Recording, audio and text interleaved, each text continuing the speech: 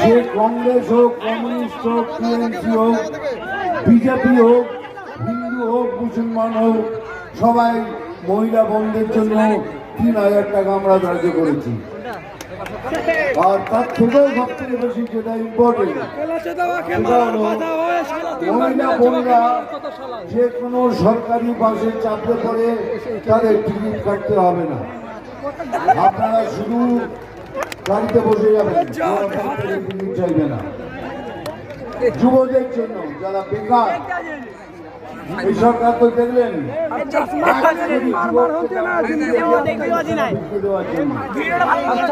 50 টাকা করে বিক্রি দিচ্ছি। আমরা বললাম না, সেই যুবকদের জন্য আমরা ৩,০০০ টাকা মাইনা ধার্য করেছি।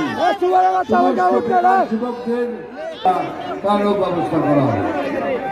50,000 স্কুল আছে আমাদের এখানে। সেই স্কুলের মধ্যে টিচার তো নেই বললেই চলে। একটা টিচার 8 থেকে 5 অবধি পড়ান, সমস্ত সাবজেক্ট পড়ান। 165 টাকা দিলে পরে